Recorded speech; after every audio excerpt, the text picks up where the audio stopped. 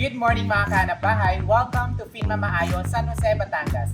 This premier property is located in Barangay Banay-Banay 2, San Jose, Batangas. So currently, nandito po ako ngayon sa harap ng ating model unit for Rosario 2-story townhouse. So itong townhouse na ito ay may lot area na 50 square meters at may floor area naman po ito na 48 square meters.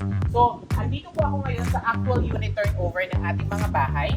So as you can see, medyo malawak po talaga yung ating area and meron na po itong allocated na parking space dito sa harap. So hindi na kailangan mamblema sa parking, hindi na magpa-parking sa mga kalsada kasi kahit townhouse mo ito, meron siyang allocated parking space. Tapos dito naman sa side, ito pwede mo siyang gawin na garden, no? Or pocket garden kasi malawak pa naman yung area, hanggang dito pa yan, tapos dito pa siya. So pwede mo siyang gawin as pocket garden or kung anong gusto mong gawin dito once na turnover na yung bahay mo. So pasok po tayo sa loob. No, dito pa lang sa may pintuan, halatang matibay na. Bakit? Kasi naka-steel doors po tayo. And for added privacy and security po, naka-double lock na po yung ating pinto. Okay? And as I have said, this is complete finished turnover na. So what you will see is what you will get. So as you can see, naka-tiles na po yung lahat ng ating mga flooring. Meron na pong pintura yung ating mga walls. And very energy efficient po yung ating lightings kasi naka-LED na po tayo. So dito naman sa kanilang kusina, ito na mismo yung turnover sa inyo. Naka-marble, countertop na po tayo. Yung mga cabinets na nakikita niyo po dito sa baba, kasama na po yan siya sa ito turnover sa inyo. And may mga nakaabang na rin po tayo mga saksakan dito po para sa mga appliances nyo naman sa kusina. Plus, as you can see, may butas na rin po dito sa bandang baba sa taas kasi pwede po siyang gamitin for exhaust and ventilation. So punta naman tayo dito sa service area natin. So ito po yung magiging service area mo, no? So kagandahan po dito sa area na to, meron na po tayong above man na na fence, no, for added privacy and security. Plus dito sa side na to, meron na siyang saksakan para sa mga appliances mo. For example, washing machine po, pwede mo na siyang isaksak dito. So ready na po siya.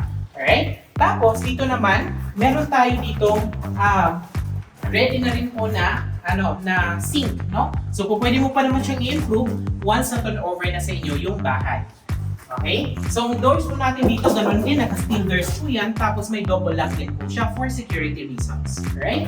So dito tayo sa first bathroom ng ating pong Rosario townhouse kasi may dalawang bathroom ito, meron isa sa baba, tapos meron isa sa taas. So as you can see, complete fixtures na po yan, plus meron pa po yan siyang exhaust, no?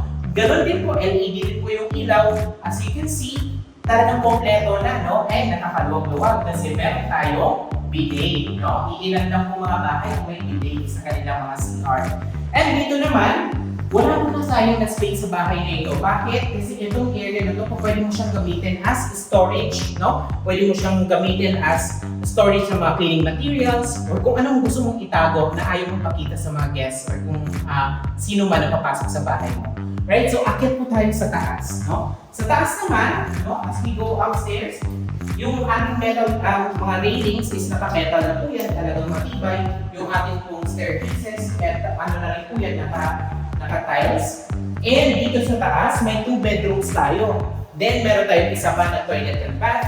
Ang kagandahan pa po ulit dito, meron ka ditong windows for added ventilation at saka para makapasok din yung natural light. So kahit hindi ka magbukas ng ilaw sa umaga, maliwanag yung bahay mo. So ito yung isang CR dito. So dito, complete fixtures din po yan, no? May bidet din po siyang kasama, plus meron din po siyang exhaust. Yan, ganda. Tapos, masukin naman natin yung isa sa mga bedroom. Actually, ito yung magsisilbing master's bedroom mo. Yan. So, nakakisami na yan. Meron na tayong partition. Lahat may mga saksakan na yan sa gilid.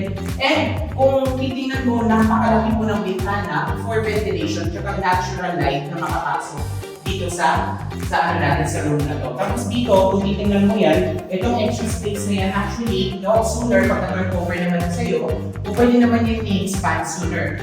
Subject for approval po sa ating engineering office. Alright, so ito po yung master's bedroom. Punta naman tayo din sa second room. So ito naman po yung ating second room. So malaki, maaliwalas din po ito dahil Dalawa po ang window glasses, yung sliding window glass na meron tayo dito.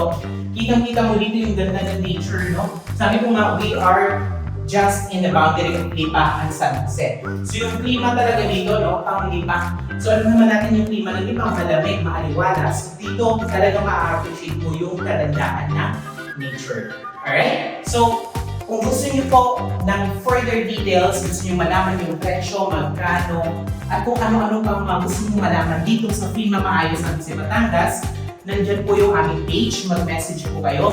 May contact number po ako dyan. Pwede niyo po kami kontakin at we will be more than glad to help para makakuha ng inyong bahay dito sa Prima Maayos San Jose, Batangas. Again, this is Gerson Malihanon, your millennial investor. Welcome and see you sa Prima Maayos San Jose, Batangas.